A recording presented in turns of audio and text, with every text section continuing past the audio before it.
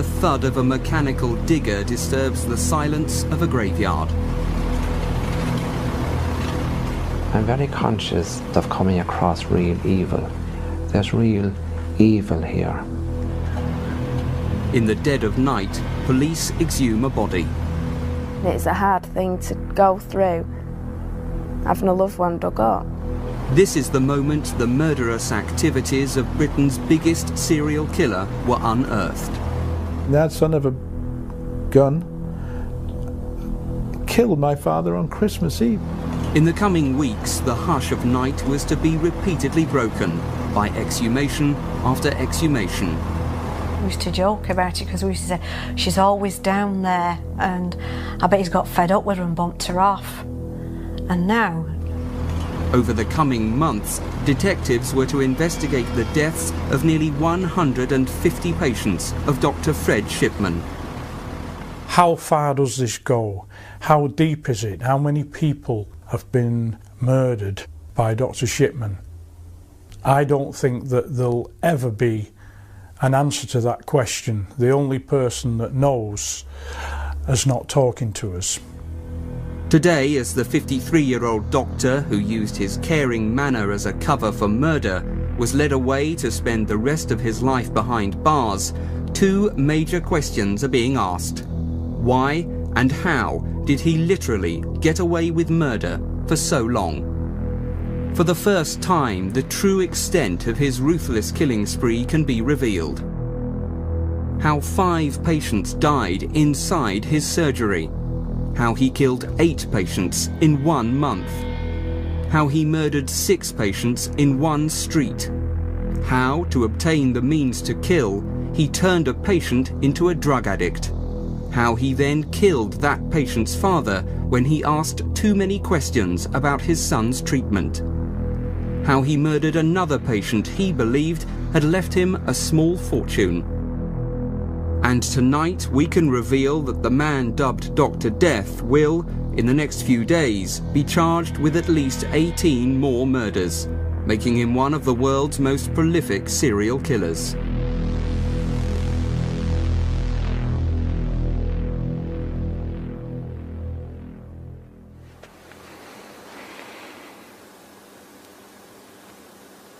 A senior detective lights candles to the memory of 15 murder victims of Dr. Harold Frederick Shipman. Stan Edgerton was a detective for 30 years, but nothing during his long service could prepare him for the enormity of his final case. He still finds it difficult to come to terms with. The exhumations created numerous emotions, and the one that sticks in my mind more than any is intrusion. Not only were we intruding into death, we were intruding into the grief of the families. Only months away from retirement, Inspector Edgerton was asked to investigate what appeared to be a routine case, never envisaging that it would lead to him exhuming 12 bodies and arresting and charging a mass murderer. This was a case of forgery and attempting to obtain monies by deception. Never at the beginning of the investigation did I ever envisage that I'd be dealing with not only one murder investigation, but a number of murder investigations. Inspector Edgerton had been asked to look into the will of Kathleen Grundy, who died suddenly on June the 24th, 1998, at her home in Joel Lane, Hyde, on the outskirts of Manchester.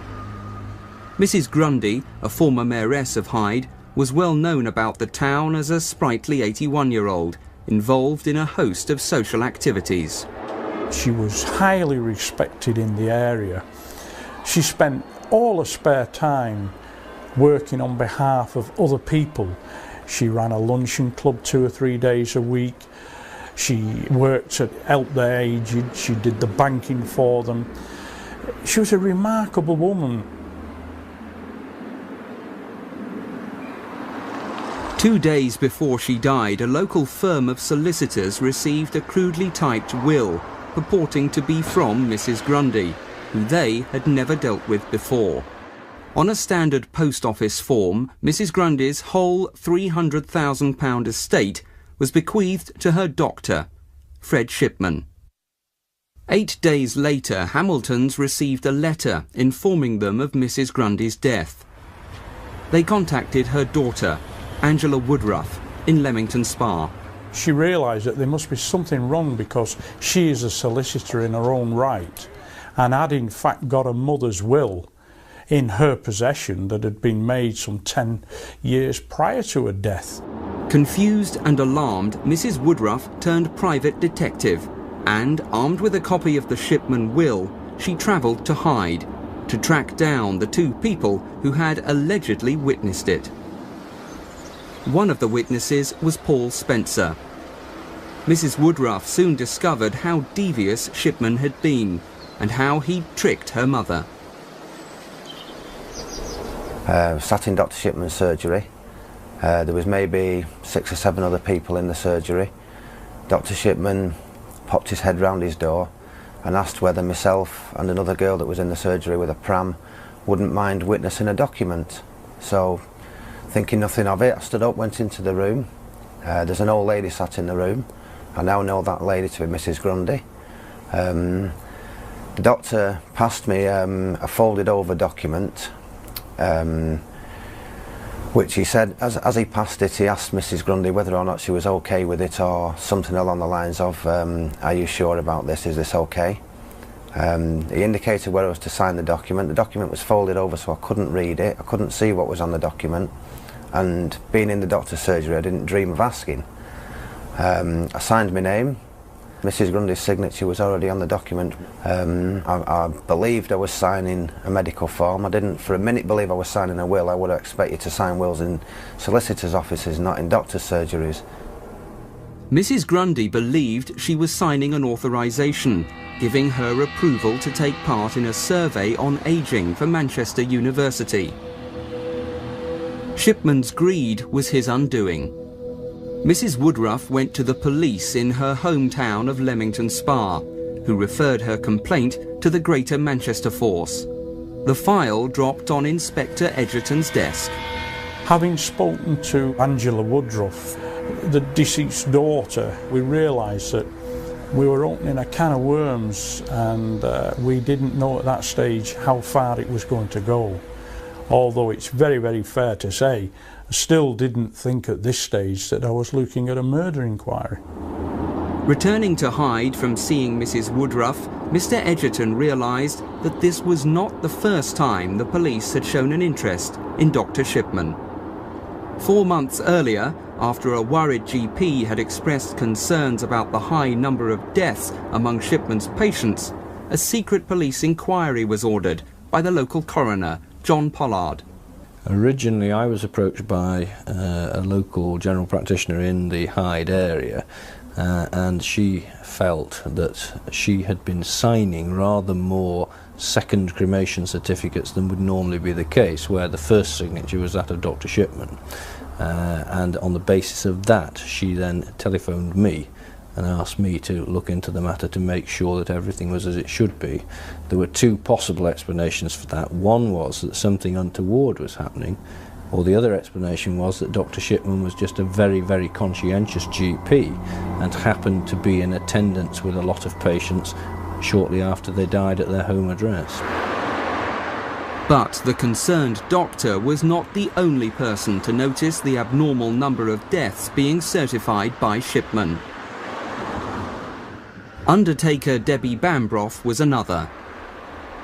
The well-respected family firm Frank Massey & Son is the largest independent funeral directors in Hyde. We were concerned that there were too many deaths from one surgery, especially when that surgery only had one doctor. Most of the deaths seemed to fit into a pattern, usually ladies, nearly always ladies. Never anyone that had been ill, as in terminally ill. It seemed strange that nearly all the people that had died were dressed. Now if somebody's ill, they're generally usually in bed with the nightwear on, but that was never the case. They were always fully dressed as if they'd just come back from shopping. It was very rare that anyone actually died in bed. It was usually sat up in a chair in the living room. Things just didn't add up. We talked about it as a family, the circumstances of the deaths. Debbie came to me one day and just said she was concerned with all these sudden deaths, which was Dr. Shipman was signing the forms for. And I sort of said there's nothing to worry about, it's just that he's old patients. And I think she had a word with another doctor about it, and then she's had another word with me. This was a couple of months later, something like that. So with that I thought I'd go down and have a word with Dr. Shipman. When my father went to see Dr. Shipman about the concerns that we had, I think it took a lot of courage to do that. It was ridiculous. We trust a man, trust a doctor, and for us to make accusations, assumptions, to have concerns about a doctor maybe murdering people, because that's what it is. I was the last one in the surgery at the time. Said to me, yes, come on in. I went in his surgery. I told him then it was a bit rather embarrassing what I'd come for, and explained to him that both myself and my daughter were a bit concerned with some of these deaths. And he didn't show any signs of shock, surprise, anything at all.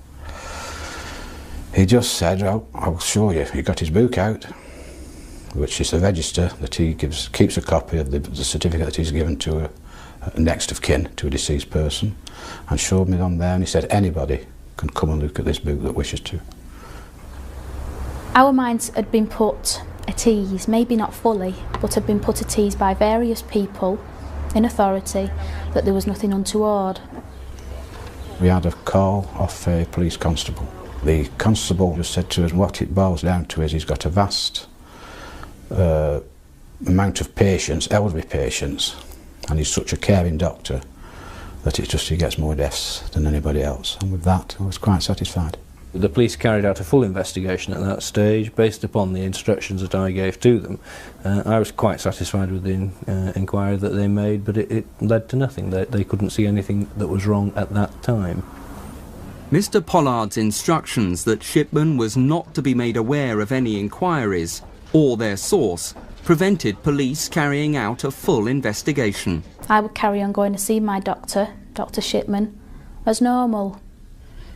And the longer I sat in his room, the more I thought how ridiculous these suspicions and concerns had been. It was impossible to think that my doctor, who I trusted in and confided in, could be doing something so terrible.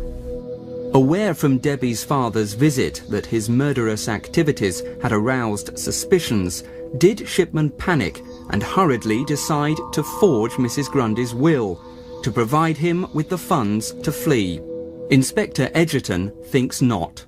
It's been suggested from a number of sources that one of the reasons why he perhaps forged the will as he did was that he thought that his world was collapsing around him.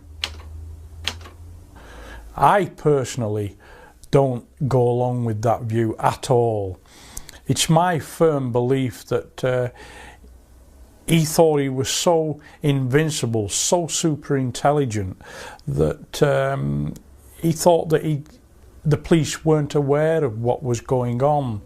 Following the coroner's inquiry, Shipman's belief that he could fool anyone led him to commit 3 more murders, the last being Mrs. Grundy. The crude forging of her will was the act of supreme arrogance that was to be his downfall. I think it's part of this arrogance. I've got away with this for the length of time that I have. Nobody's queried me about it, nobody's questioned me about it. I might as well make a few bob out of this. It may well have been his thoughts. And he's proceeded to put together that will, which, when you look at it, is just an amateurish attempt. The inquiry was beginning to take off at a rapid rate of knots, and I've got to say that Detective Superintendent Bernard Postles took hold of things then and said, well, let's sit down and let's go through this piece by piece and let's assimilate exactly what we've got. It must have made him sit up sharply in his chair when a detective inspector suddenly talking about exhumation of bodies. But to give him his due, it didn't take him long to realise and grasp that what I was telling him was probably the only direction that we could go in. In the dead of night, a month after Mrs. Grundy was buried at Hyde Chapel, Inspector Edgerton was in charge of exhuming her body. The actual logistics of doing an exhumation is a mammoth operation. There are so many things to have to consider to keep the decency of the matter, to show respect and reverence to the deceased remains. There was the family that had to be considered. We had to make sure that we'd identified the correct grave. We had to take soil samples, make sure that the mortuary were put on notice because we were going to have a post-mortem. It's a strange feeling to be stood there at 3 o'clock in the morning in the pitch dark with a team of men that were going to dig up a body. Being the senior officer at the exhumations, I was also conscious of the welfare of all the staff that were there, even though some of them were not police officers, they were civilian members of support staff. I was conscious of their feelings as well. At the same time as Mrs. Grundy was being exhumed, Stan Edgerton had a team of detectives raid Shipman's home and surgery, looking for the typewriter and other evidence used to forge the will. Dr. Shipman was well aware of what we were looking for and in fact produced the typewriter, which is a portable typewriter. It didn't look a very expensive machine, but he produced it from a cupboard in the surgery. The typewriter, the forged will and samples taken from Mrs. Grundy's liver and muscle tissue were sent to the Forensic Science Laboratory at Chorley for analysis. Experts quickly established that Shipman's typewriter had been used to forge the will and the letter.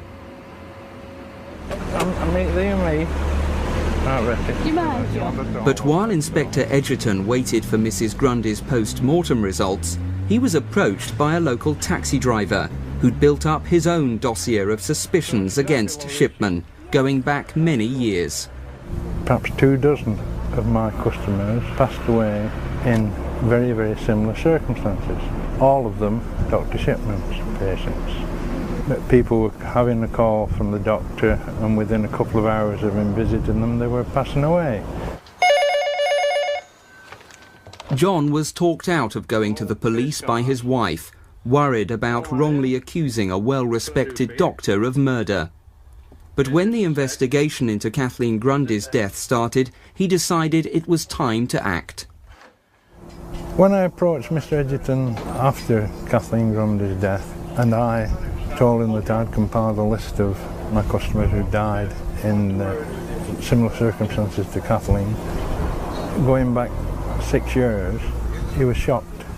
When I questioned him and I looked into it, it was plainly evident to me that we were going to have to examine the deaths of a number of other people. Gut reaction set in, and when that was discussed by the senior management teams, we then decided that yes, we'd have to look at further exhumations. Harold Frederick Shipman was born in Nottingham in January 1946. His early years were spent at this house in Longmead Drive. His father, also Harold Frederick, was a long-distance lorry driver. His mother, Vera, was ill for many years, slowly dying of cancer. Fred, the middle one of 3 children, was the clever one of the family. He passed his 11+ to the local grammar school, High Pavement. Although never a high flyer and in the C stream, Shipman was respected by the other boys for his sporting prowess on the athletics track and the rugby field. Seen here securing the ball in a line-out in some rare footage of a school match, Shipman is well remembered by former schoolmates. I was a friend of Fred. We were in the same year as one another. We played rugby together. He was a very, very able sportsman and notable for his rugby and also for his athletics. Fred was a very quiet, calm individual until he got on the rugby field, and then he was quite a fiery character. But as an individual off the field, very easygoing and quiet young man. Fred passed 5 O-level GCEs and went into the 6th form, only for disaster to strike. His mother died. Fred was just 17. Vera Shipman had fought a long and brave battle against cancer with ever-increasing daily injections of morphine. Some believe this early introduction to morphine and death had a lasting effect on young Fred. His reaction at the time was considered bizarre. It must have been a Monday morning that we met up and we were walking back to school. And as you do, you know, what did you do at the weekend? And I told him what I'd done at the weekend, and I asked him what he'd done. And he said, "Oh, my mum died." I said, "Oh, God, what did you do? You know, it must have been awful." And he said, "Oh, yeah, I went for a run." But he went on to say that he'd actually run till, I think he said, 2 o'clock in the morning or something, and in the pouring rain. After his mother's death, Shipman decided to become a doctor. He spent the next 6 years as a medical student here at Leeds University. In his first year, he met his wife, Primrose Oxterby, then a pretty 17-year-old window dresser. Within months, Prim was pregnant with Sarah, the first of their 4 children, and much against her parents' wishes, they were quietly married.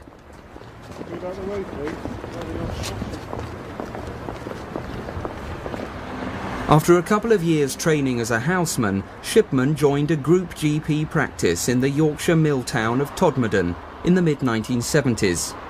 He's remembered fondly for his enthusiasm. It started with a keen young man coming with the latest ideas and techniques with a great deal of enthusiasm and very much hands-on, putting it into practice and encouraging us all to do the same thing. And I think we all benefited from his sojourn with us. Despite his popularity, Fred had problems. He started having mysterious blackouts.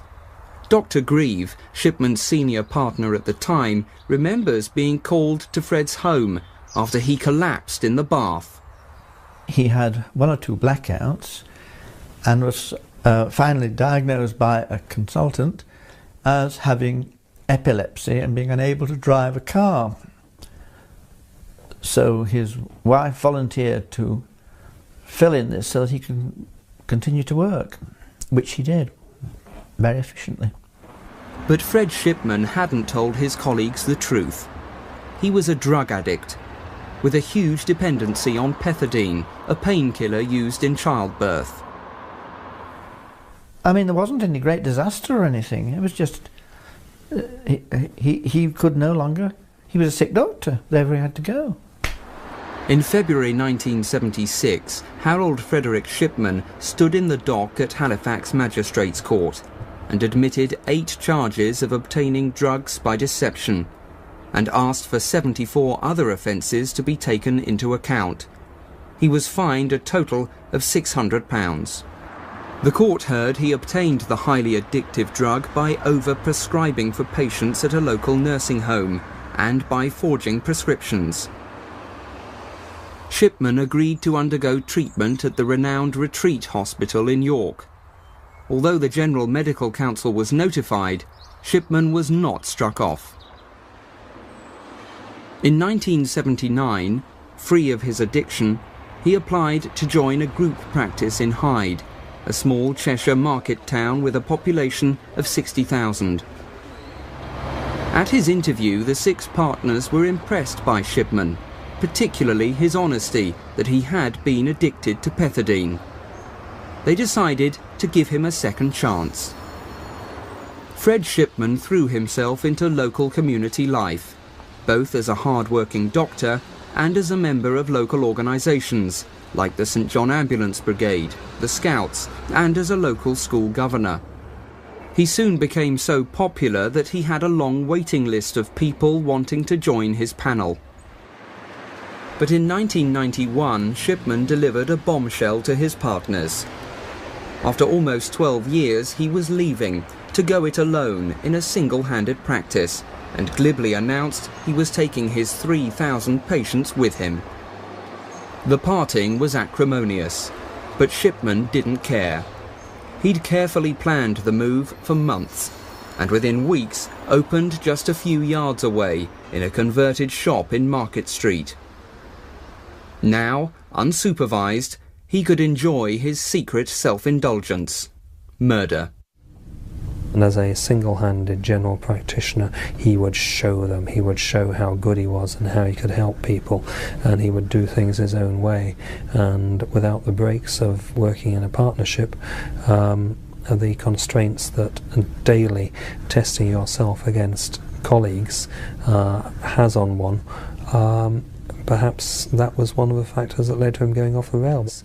How seriously Shipman had gone off the rails only became clear when the toxicology results came back from the forensic science laboratory.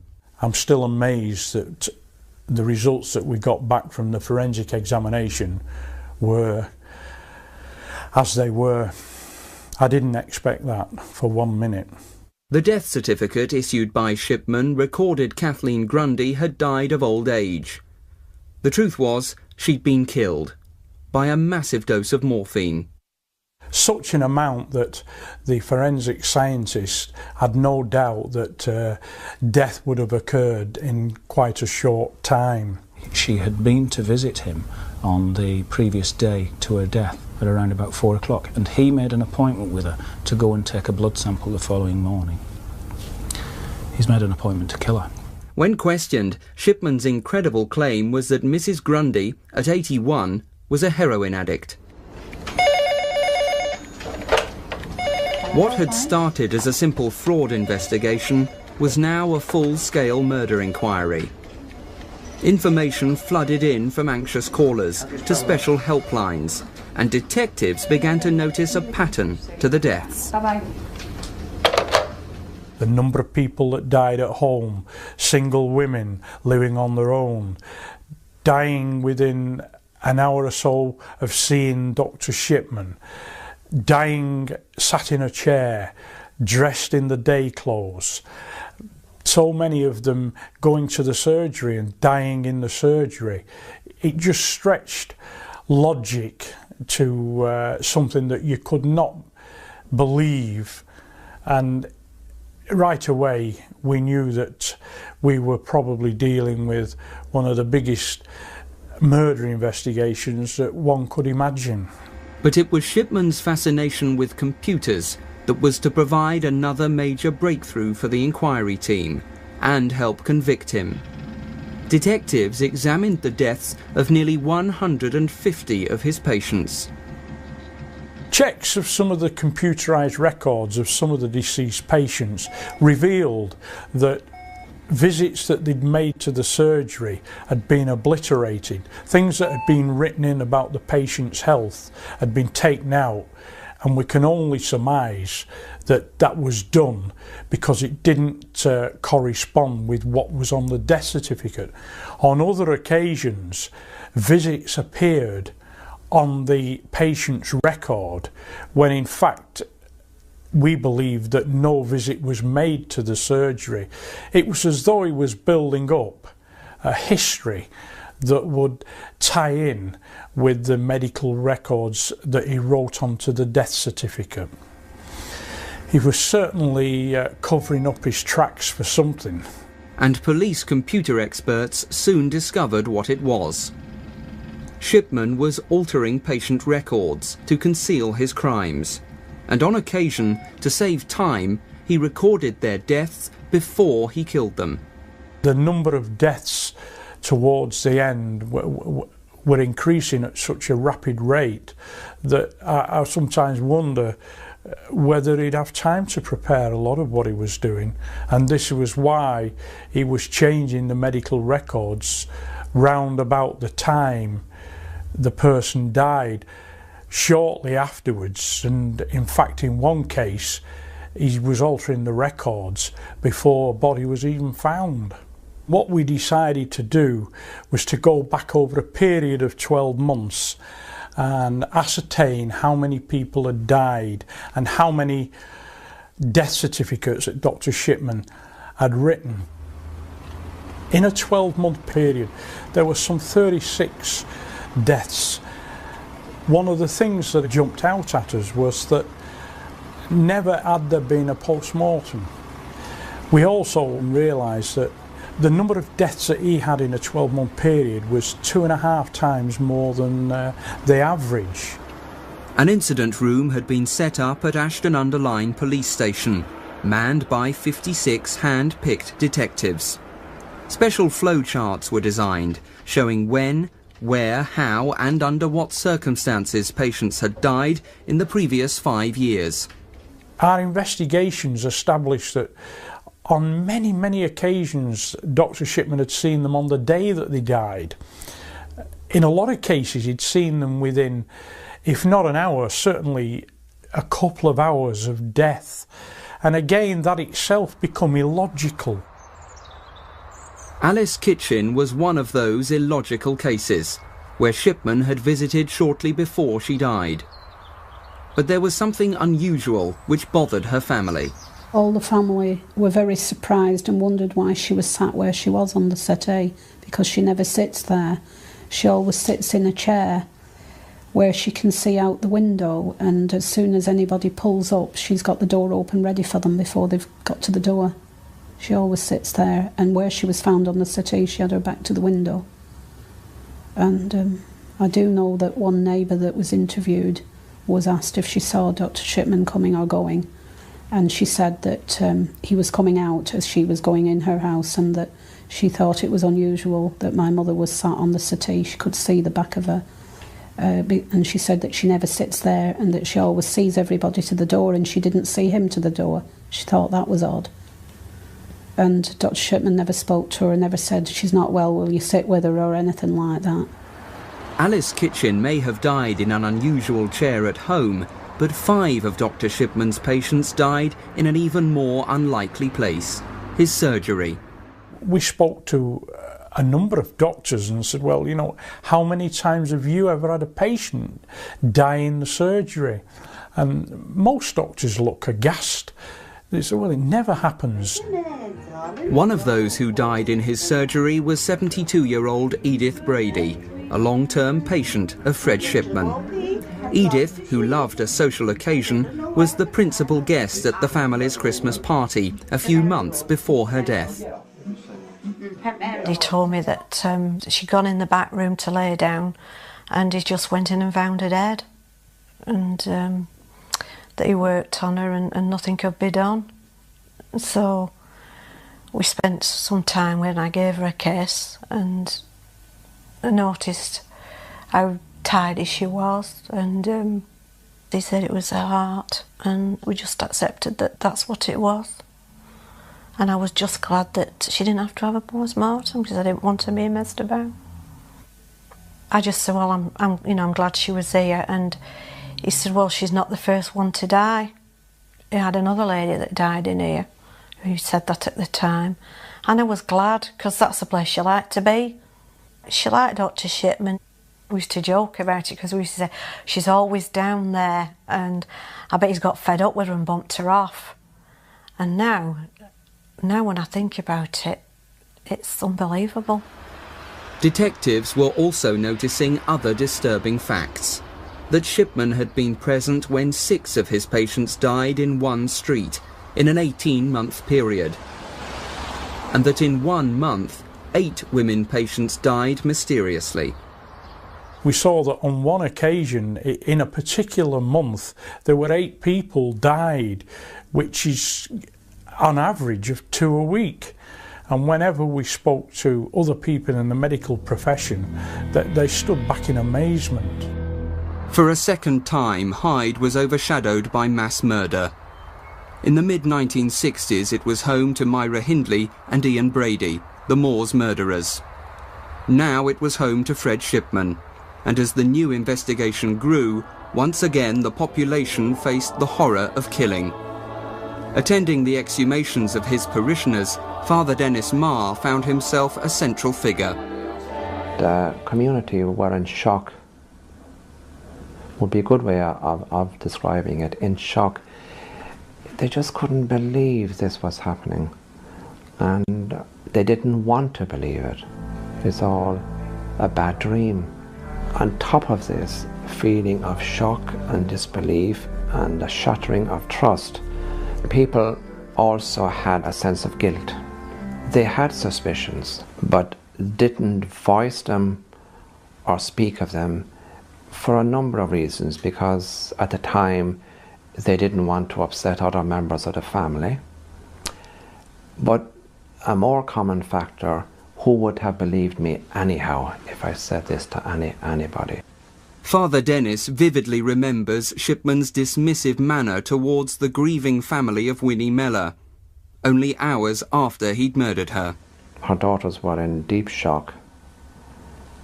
I was very shocked myself and very saddened, because I was quite fond of Win. She was a lovely person.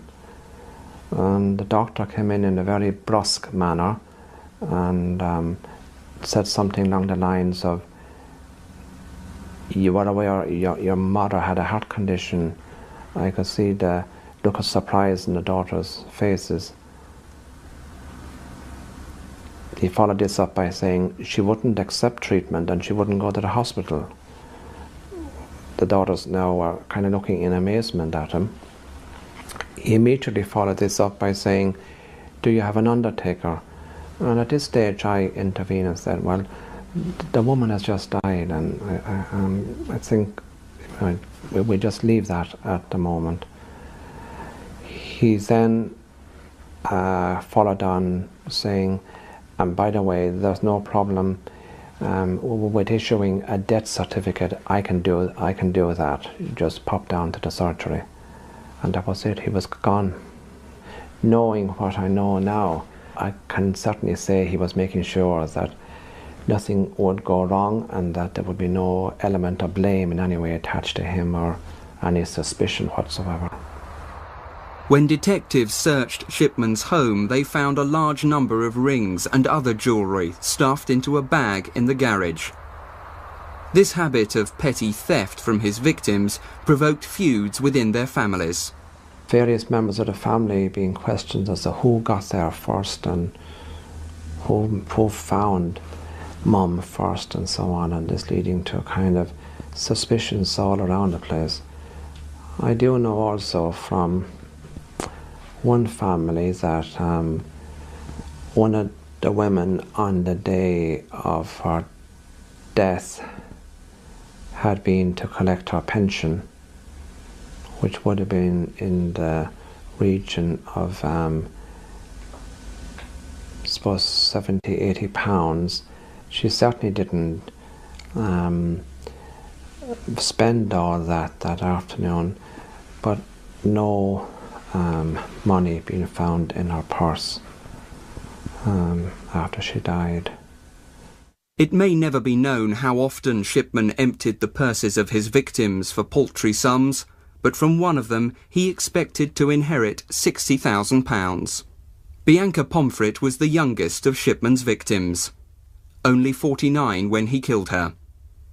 Divorced and suffering from manic depression, Mrs. Pomfret had come to depend on Dr. Shipman. In a nutshell, she thought the world of him, to the extent that several years ago we were contemplating moving houses.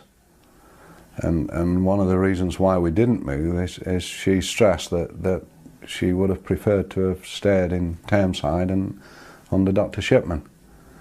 Now I think if somebody puts the relationship that they've got with the doctor above moving on to a new form of life, it's got to be quite a close link.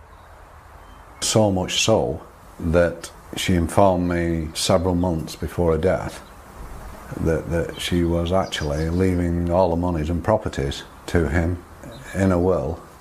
She also stated that she'd told Dr. Shipman this. Fortunately, I convinced her that the proper thing to do would be to leave her monies and properties to the grandchildren. I can't speculate as to why Shipman murdered Bianca, whether or not it was because of the fact that he thought he was going to benefit financially, or maybe even if she had informed him, he realised he'd been cut out of her will. I don't know. Bianca Pomfret was the fourth victim to be exhumed.